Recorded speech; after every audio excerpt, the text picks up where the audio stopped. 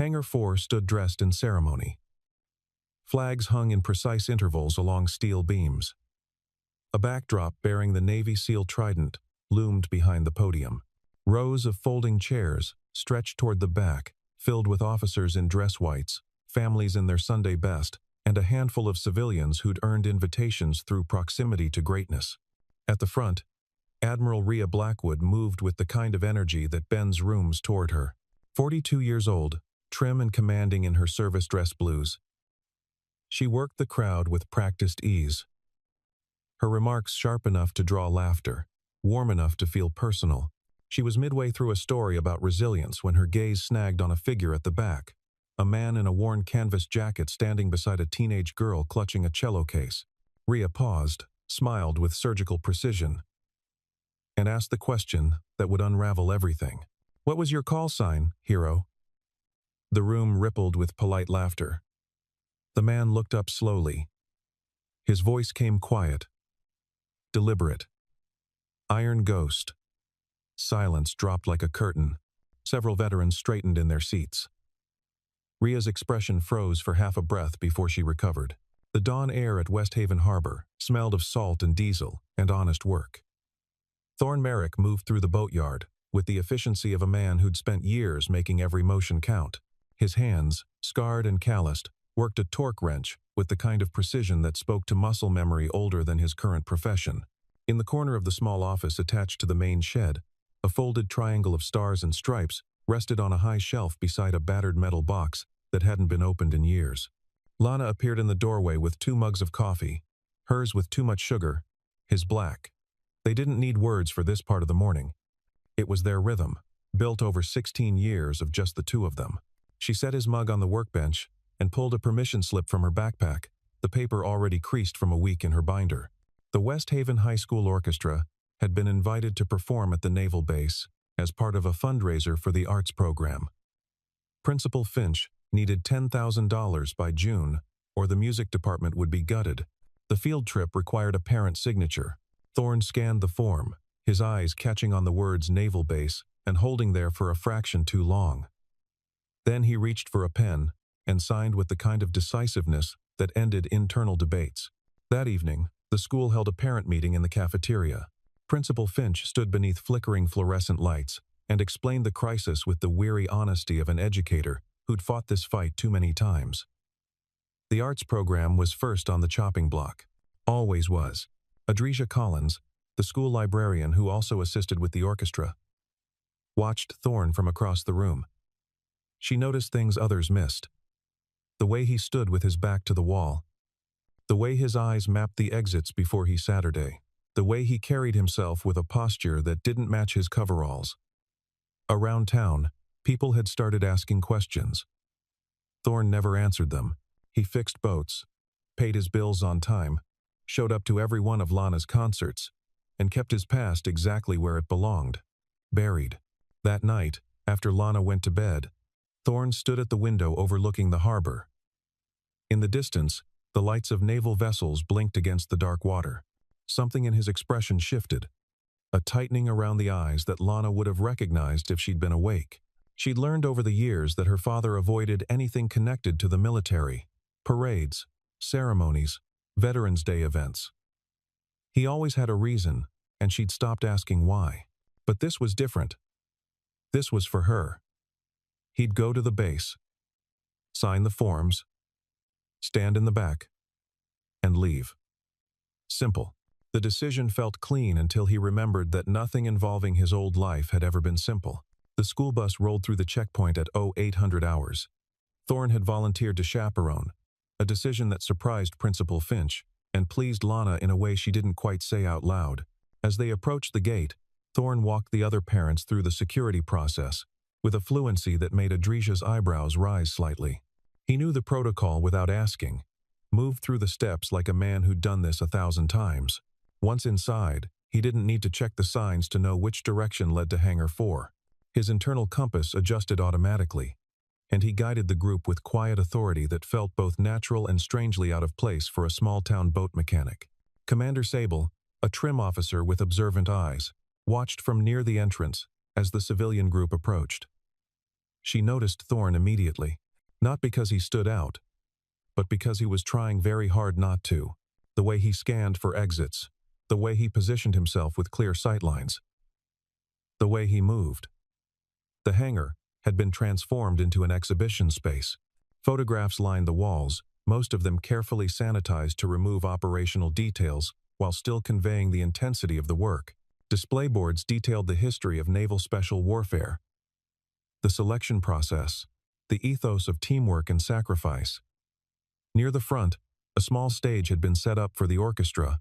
Lana and her classmates assembled their instruments, adjusting stands and tuning strings with the focused chaos of teenagers doing something they actually cared about.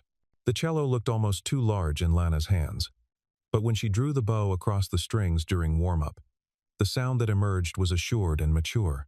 Admiral Rhea Blackwood entered through a side door, flanked by 2 aides. At 42, she was striking in a way that had nothing to do with beauty and everything to do with presence. She moved through the VIP section shaking hands, her energy filling the space like a tide coming in. When the orchestra began to play, the room settled into attention. Lana's solo emerged from the adagio with the kind of aching clarity that made people forget to breathe. Rhea listened with the expressionless intensity of someone who'd learned to armor herself in public. Afterward came the meet and greet. Rhea approached the student group with practiced warmth, asking questions that sounded personal but weren't. When she reached Thorn, something in her demeanor shifted. Maybe it was the way he stood. Maybe it was the way he didn't seek her attention. "You served, didn't you?" She made it sound casual, friendly. Thorn offered a non-committal nod. "Long time ago." Rhea smiled, and there was an edge to it now, something playful and cutting at once. "Let me guess. Motor pool? Supply?" A few people laughed. It was meant to be light-hearted. Sable, standing nearby, saw Thorn's jaw tighten for just a moment before he controlled it. Lana's hand found the edge of her cello case and held on. Rhea leaned in slightly, playing to the crowd now, her voice carrying that tone of authority mixed with entertainment that people like her wielded like a weapon. "Come on, don't be shy. What was your call sign, hero?" The question hung in the air. Thorn met her eyes, his expression neutral, and spoke 2 words that changed the temperature of the room. "Iron Ghost." Someone dropped a glass. The sound of it shattering on concrete seemed impossibly loud in the sudden silence. One of the older officers, a master chief with 30 years in, straightened so fast his chair scraped. A few people exchanged glances, uncertain whether they'd heard correctly. Rhea's smile remained fixed, but something behind her eyes shifted, recalculating. Commander Sable moved closer, her interest now sharp and professional. She addressed Thorn with careful respect. "Sir, do you still have any mission currency? Challenge coins? Insignia?" Thorn reached into his jacket pocket and produced a single coin. It was worn smooth at the edges from years of being carried. He placed it in Sable's palm without ceremony. She turned it over, examining the markings, and her face went still. The coin matched a description she'd seen in classified briefings, tied to an operation that wasn't supposed to exist in official records. Rhea recovered quickly, her voice taking on a diplomatic polish. "Thank you for your service." The words were correct, but they landed cold. Several junior officers nearby moved almost unconsciously into positions of respect, a subtle deference that Rhea noticed and clearly didn't appreciate. The power dynamic in the room had shifted in a way she hadn't anticipated and couldn't immediately control. Lana stared at her father as if seeing him for the first time. The quiet man who fixed boats and made her breakfast and taught her to tie knots had just become someone else entirely. Or maybe he'd been that person all along, and she'd never known. Across the hangar, phones were already coming out. Not to take pictures, that was forbidden, but to send texts. Within minutes, the name Iron Ghost was moving through secure channels, pulling up fragments of after-action reports, mission summaries, and a set of records that had been heavily redacted for reasons no one had ever fully explained. Adrisha appeared at Lana's side, her hand gentle on the girl's shoulder. "Breathe," she whispered, just like before a performance. 4 counts in, 4 counts out. Lana nodded, her hands shaking slightly. Thorn remained still, his expression unreadable, while the room reorganized itself around him. Rhea brought the event to a polite close, thanking everyone for their participation and support, but her eyes kept returning to Thorn with an intensity that felt less like curiosity and more like calculation. As the crowd began to disperse, Sable made a point of shaking Thorn's hand. "We should talk," she said quietly. "Not here. Not now. But soon." Thorn nodded once. End of 7. Lana moved to his side, and they walked out together, father and daughter, through a gauntlet of eyes that saw them differently than they had an hour before. That night, back in the small house attached to the boatyard, Thorn pulled a chair to the center of the living room and climbed up to retrieve the metal box from the high shelf. Lana sat on the couch, her cello resting against her shoulder, waiting. He set the box on the coffee table between them and opened it for the first time in years. Inside was the folded flag, a photograph with faces deliberately blurred, the Damascus coin, and a set of dog tags he'd never been able to throw away. Thorn spoke slowly, choosing his words with the care of a man who'd kept them locked down for more than a decade. The mission had been a direct action raid targeting a high-value individual in a compound outside Damascus. Intelligence suggested minimal security, quick in and out. But when they arrived, the situation was wrong. The target wasn't there. Instead, they found 4 hostages, 3 of them children, bound in a basement room. The rules of engagement were clear: abort, extract, let higher command reassess. But Thorn had made a different call. They took the hostages. The exfiltration point was supposed to be clear. It wasn't. Someone had been waiting for them, not random enemy fighters stumbling onto their position. A planned ambush, coordinated, disciplined, the kind of setup that only happens when someone knows exactly where you're going to be and exactly when you're going to be there. 3 men went down in the first 60 seconds. Riley took rounds to the chest. Donovan died covering the children. Kramer bled out before they could get him to the rally point. Thorn carried 2 of the kids himself. Moving through 11 kilometers of hostile territory, with nothing but a sidearm and the will to keep them breathing. The official report told a different story. It blamed the team for disobeying orders. It framed the ambush as the predictable result of poor tactical judgment. It buried the fact that someone in the command chain had either failed catastrophically or, worse, had leaked their position. Rhea Blackwood had been the mission coordinator that night. Young, ambitious, and newly promoted into a role that gave her access to operational details and the authority to make real-time decisions. When the dust settled and the bodies came home, she'd been the one to shape the narrative. Bold enough to take risks, sharp enough to cover mistakes, ruthless enough to let 3 dead men carry the blame so her career could continue its upward trajectory. Adrizia had shared a piece of the story earlier that day. After pulling Lana aside, her older brother had been one of the hostages. He still talked about the ghost who'd carried him through the desert. The man whose face he'd barely seen but whose voice he'd never forgotten. Lana sat in silence for a long time after her father finished speaking. Then she set down her cello, crossed the room, and put her arms around him. The embrace was fierce and wordless. The kind of hug that says everything language can't. When she finally pulled back, her eyes were wet but her voice was steady. "What happens now?" Thorn looked at the flag, the coin, the blurred photograph. "I don't know, but whatever happens, you come first." Lana nodded. She understood. Her father had spent 16 years building a quiet life because silence had been the only way to keep moving forward. But silence had a cost. And maybe, just maybe, it was time to pay a different price. The investigators arrived 3 days later. NCIS and the Inspector General's office, working in coordination. They met Thorn at the boatyard. Away from the house, away from Lana. Commander Sable acted as the liaison, her presence a signal that this wasn't an ambush. Thorn laid out his terms before he said a word about Damascus. His identity stayed sealed. His daughter stayed out of it. His current life remained untouched. They agreed. Over the next 6 hours, Thorn walked them through the operation in granular detail. He described the compound layout, the movement patterns of the enemy fighters, the sound of the children crying in the dark. He explained the decision tree that led him to take the hostages instead of aborting. He walked them through the ambush, the way the enemy had been positioned, the precision of their fields of fire. It wasn't a lucky engagement. It was a planned kill zone. The investigators cross-referenced his account with old communications logs, satellite imagery, and testimony from surviving team members who'd been interviewed separately over the years. Patterns emerged. Inconsistencies in the official record became harder to ignore. The abort order had come 47 minutes before the team encountered the hostages, but the timeline didn't allow for that gap unless the command center had known about the hostages long before the team did.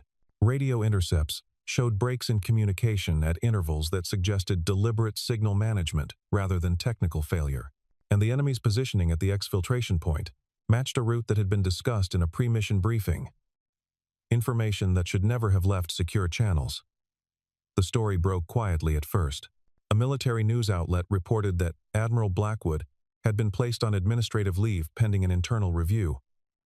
No details. No accusations. Just enough to start the machinery of speculation.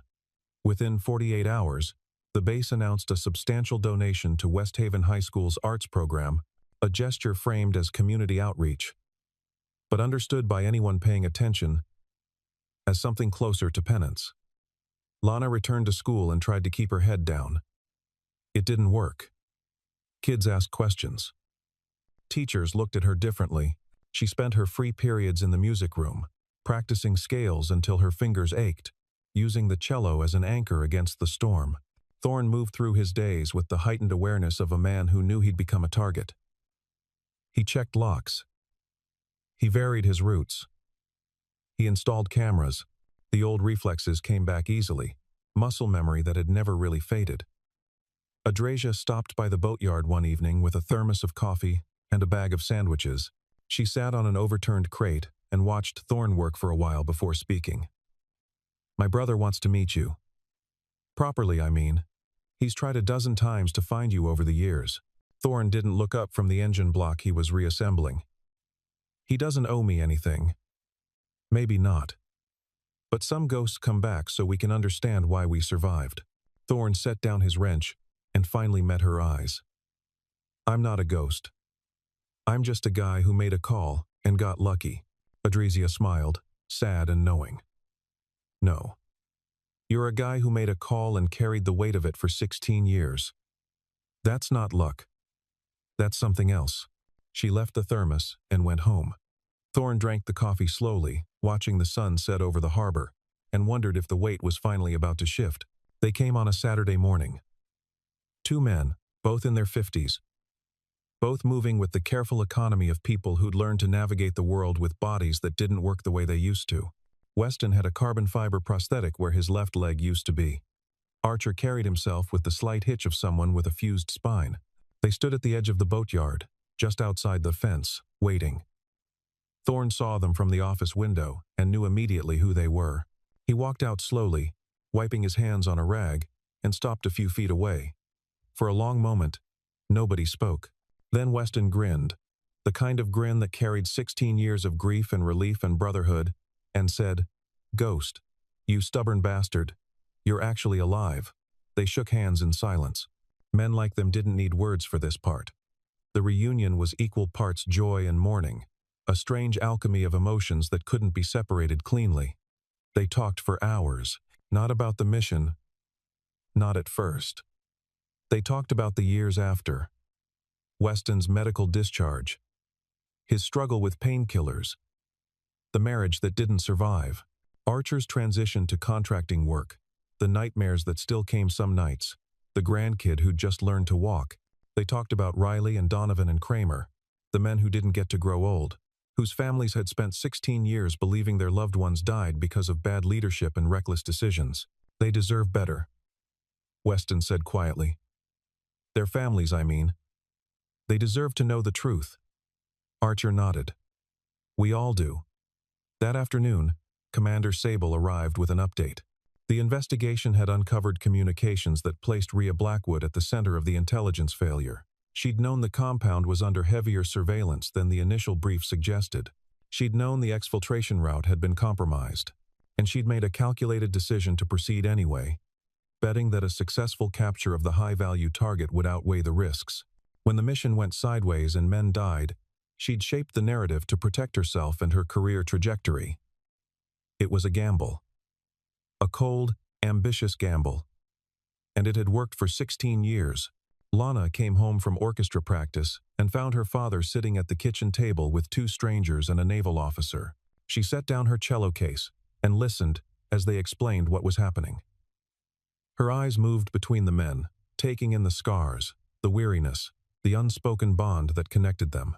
When they finished, she asked the only question that mattered to her. "Is this going to hurt, Dad?" Weston looked at Thorne, then back at Lana. "No, kid. This is going to help him." Thorne wasn't so sure. He'd built 16 years of peace on the foundation of silence. Digging up the past meant risking everything he'd built. But Lana surprised him. She leaned against the counter, arms crossed, and said, "You should go. To Washington, I mean. When they ask you to testify or whatever. You should go." Thorne studied his daughter's face, searching for doubt. He didn't find any. "You'll be okay here?" "I'll be fine." Adreja said she'd check in. "And besides, I've got a concert next week. Someone needs to hold down the fort." She smiled. And it was small, but real. "Go finish it, Dad. For them. For you." Thorne felt something in his chest unknot slightly. He looked at Weston and Archer, these men who'd walked through fire with him, and nodded. They spent the evening making plans. Adreja agreed to manage the boatyard while Thorne was gone. Sable coordinated the logistics with the IG's office, and Lana practiced her adagio, the notes rising through the small house like a prayer. Before bed, Thorne taught her the box breathing technique he'd learned in selection. 4 counts in, hold for 4. 4 counts out, hold for 4. "It's for when your heart is racing and you need to slow everything down," he said. "Works for combat. Works for concerts. Works for life." Lana tried it, her breath evening out, her shoulders dropping. "Does it work for scary conversations in Washington?" Thorne smiled. "We'll find out." The phone call came at 2 in the morning. Unknown number. Thorne answered it anyway. The voice on the other end was distorted, mechanical, unrecognizable. The message was clear. "Drop it. Walk away. You've got a kid to think about." Thorne hung up without responding. He didn't sleep the rest of the night. Instead, he sat in the kitchen with a cup of coffee and a notepad, working through contingencies, threat assessment, response protocols, evacuation routes. The old training came back like riding a bike, and he hated how natural it felt. In the morning, Lana found him at the table, the notepad covered in diagrams and shorthand she didn't understand. She poured herself juice and sat across from him. Bad night? Complicated night. She didn't push. They ate breakfast in comfortable silence. The kind that only comes from years of learning each other's rhythms. Later, she spent the afternoon in the music room at school, working through the climactic section of the adagio. It was the hardest part, the place where the emotion peaked and threatened to overwhelm the technique. She kept losing the thread, her bow pressure inconsistent, her vibrato shaky. Thorne showed up halfway through her practice session. He sat in the back row of the empty auditorium and listened. When she finished and looked up, frustrated, he walked down to the stage. "You're thinking too much," he said. "What do you mean?" "The notes are right. The technique is solid. But you're in your head instead of trusting your hands." He demonstrated the box breathing pattern again. Before the hard section, take a breath. 4-4-4-4. Let your body remember what it knows. Lana tried it. This time, when she reached the climax, her bow moved with clean, confident strokes. The sound filled the room, aching and perfect. Thorne smiled. There it is. They sat on the edge of the stage afterward, legs dangling. Lana leaned her head on her father's shoulder. "Are you scared?" "About Washington?" Thorne considered the question carefully. I'm scared of making the wrong call and having other people pay for it. That's the part that's hard. But you made the right call. You saved those kids. I did. But I also lost 3 men, and no matter how right the call was, I still carry them. Lana was quiet for a moment. Then she said, I think that's what makes it the right call. That you still carry them. Thorn turned to look at his daughter, this impossibly wise 16-year-old, who somehow knew how to say the exact thing he needed to hear. When did you get so smart? I had a pretty good teacher. That night, Thorn packed a small bag, clean shirt, dress slacks, the folded flag in a separate cloth case. He set a go bag by the door, just in case. Supplies for a fast evacuation if things went wrong. He didn't think he'd need it. But he'd learned a long time ago that the things you don't prepare for are the things that kill you. Lana hugged him before bed, holding on a little longer than usual. Come back, she said. I always do. The hearing room in the Pentagon was smaller than Thorn had expected. Wood paneling, flags, a long conference table with microphones. Weston and Archer sat to his left. Across the room, representatives from NCIS, JAG, and the Secretary of the Navy's office arranged folders and tablets. Overhead lights cast everything in stark, fluorescent truth. The proceeding opened with formalities, oaths, and procedural language that made Thorn's skin itch. Then the questions began. They walked him through Damascus step by step, from pre-mission brief to the final extraction. He answered each one with clinical precision. Emotion stripped away. Facts laid bare. The investigators presented communications logs showing Ria's awareness of compromised intelligence. They displayed satellite imagery that confirmed enemy positions inconsistent with the briefing. They entered testimony from signals analysts who'd flagged irregularities in the command chain that night. 3 hours in, they called a recess. Thorn stepped outside and found Commander Sable waiting with a bottle of water and a quiet update. It's going well. The evidence is solid. They're going to recommend full exoneration for the team and a formal review of Blackwood's conduct. Thorn nodded. He felt strangely numb, as if the weight he'd carried for 16 years was lifting so slowly he couldn't quite process the absence. When they reconvened, the Secretary of the Navy made a brief statement. He acknowledged the failures that had allowed good men to die and their reputations to be tarnished. He announced that the official records would be corrected. Riley, Donovan, and Kramer would be posthumously awarded the Navy Cross.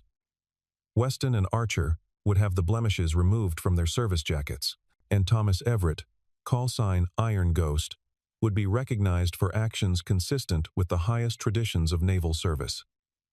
The families were there. Riley's mother, gray-haired and weeping. Donovan's brother, holding his nephew's hand. Kramer's widow, her face a landscape of grief and relief. They received the folded flags, the medals, the apologies that could never be enough but were offered anyway. Then Lana walked into the room carrying her cello. Nobody had announced this part. She'd asked Sable for permission, and Sable, understanding that some moments require more than words, had quietly arranged it. Lana sat, adjusted the cello between her knees, and began to play the adagio. The room fell into absolute stillness. The notes moved through the space like a living thing, finding the grief and the honor and the love that bound these broken people together. When she finished, there was no applause, just silence. The kind of silence that holds everything. Thorn stepped to the microphone for the first time. He spoke 4 sentences, his voice steady but raw. Honor belongs to the ones who didn't come home. They made the right calls. They paid the price. We're here to make sure people remember that. Afterward, there were handshakes, quiet words. The kinds of gestures that try to bridge the unbridgeable. Thorn found himself holding Riley's mother as she sobbed into his shoulder, whispering thank you over and over. He held Donovan's brother, who'd been 7 years old the last time he saw his sibling alive. He stood with Kramer's widow and looked at the medal she'd waited 16 years to receive. Weston clapped him on the back. Archer squeezed his shoulder, and Lana stood to the side, cello at rest, watching her father become whole. In a way she hadn't understood, he'd been broken. Ria Blackwood left the adjacent conference room 40 minutes after the main proceeding ended. She looked exactly as she had in Hangar 4. Poised, fit, immaculate, in uniform. But the press waiting outside told a different story. Cameras tracked her movement. Reporters shouted questions she didn't answer. By evening, the official statement would land. Admiral Blackwood placed on administrative leave, pending expanded investigation into command decisions related to Operation Damascus. Inside, the hallway emptied slowly. Thorne was one of the last to leave. He walked past the portraits of former Navy leaders, men and women who'd navigated impossible choices and lived with the consequences. He was almost to the exit when he saw her. Rhea stood near a side corridor, flanked by 2 Navy lawyers but momentarily alone. Their eyes met. For a long moment, neither moved. Then Thorne did something that surprised even himself. He stopped, came to attention, and rendered a salute. It wasn't mockery. It wasn't defiance. It was acknowledgement. A statement that despite everything, the uniform still meant something, and the chain of command still held weight even when individuals failed it. Rhea's face flickered with something he couldn't quite read. Then, almost against her will, she returned the salute. The gesture was stiff, reluctant, but it was there. When she lowered her hand, Thorne spoke, his voice carrying just far enough. Sometimes courage is staying quiet, but today, courage was telling the truth. Rhea held his gaze for 3 more seconds. Then she turned and walked away, her lawyers closing ranks around her. Thorne continued outside, where Lana and Sable were waiting by a government sedan. The drive back to West Haven took 6 hours. They stopped once for gas and coffee. Lana slept in the back seat for most of it, her cello secured beside her. Thorne drove in silence, watching the landscape shift from federal buildings to suburbs to the open stretches of highway that eventually led home. By the time they pulled into the boatyard, the sun was setting. Adracia waved from the porch of the office. The shop lights were on. Everything was exactly as they'd left it. Lana stirred awake and yawned. "We home?" "We're home." They climbed out of the car, stretched, and stood for a moment in the fading light. Somewhere in Washington, lawyers were drafting official language. Somewhere in West Haven, Principal Finch was scheduling a press conference to announce the arts program had been saved. And somewhere deep in the classified archives, 3 names were being moved from one column to another. Shame replaced with honor. 16 years too late, but not too late to matter. Thorne looked at his daughter. She looked back and smiled. "You did good, Dad. So did you." They went inside together, father and daughter, and closed the door on the hardest day of their lives. 3 weeks later, the boatyard settled back into its familiar rhythm. The afternoon sun cut through the gaps in the shed's walls, illuminating dust motes that drifted like snow in the still air. The smell of salt and engine oil was a constant, comforting in its reliability. Lana sat on a crate near the water's edge, playing something new, not the adagio anymore but a lighter piece, something with hope threaded through the notes. Weston and Archer had driven up for the weekend. They sat at a makeshift table constructed from sawhorses and plywood, drinking beer from bottles, sweating in the June heat. The Damascus coin rested beside the folded flag. Objects that had been hidden for so long now resting in plain sight. There was a knock at the gate.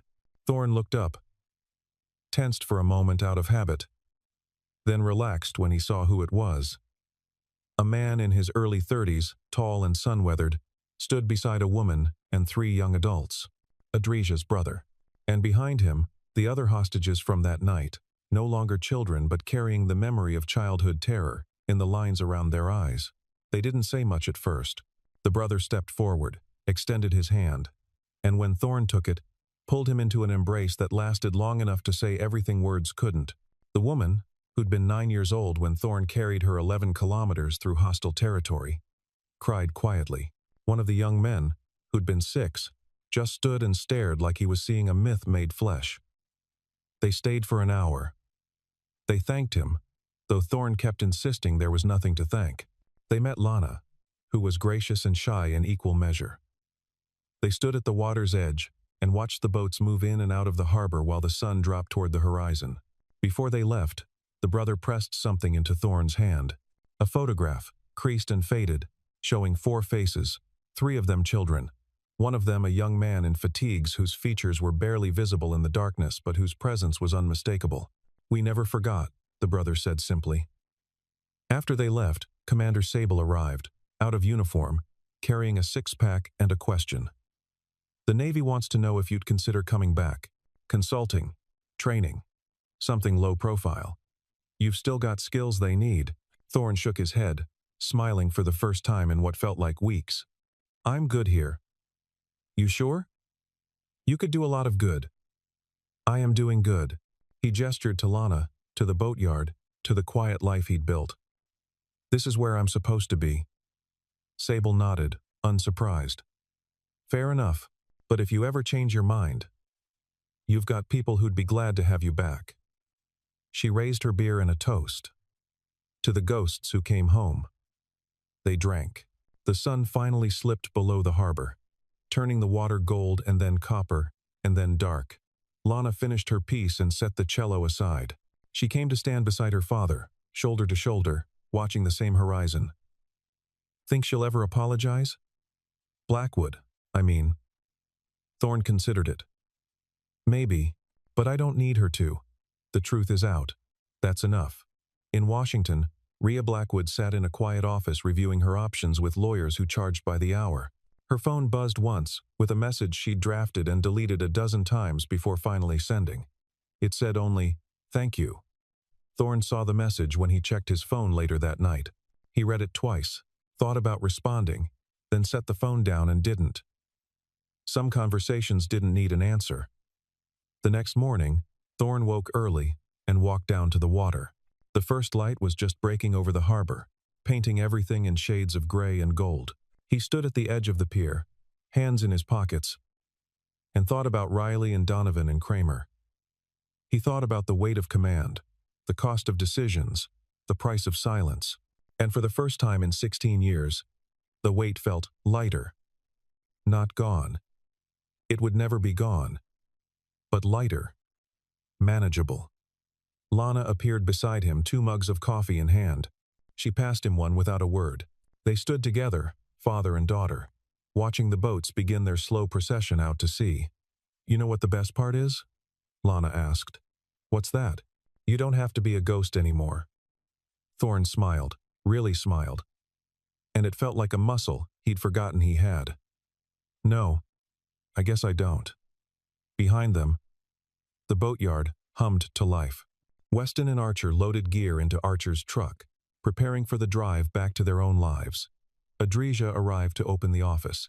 The town began to wake, oblivious to the quiet miracle that had taken place in its midst. Somewhere in the distance, a bell buoy rang in rhythm with the tide. Lana lifted her coffee in a mock toast. "To Iron Ghost. May he rest in peace." Thorne clinked his mug against hers. "And to the people he gets to be now." They drank. The light grew stronger. The water turned from gray to blue, and Thomas Everett, father and boat mechanic, formerly known as Iron Ghost, stood on the edge of West Haven Harbor and felt, for the first time in as long as he could remember, like a man who'd finally come home.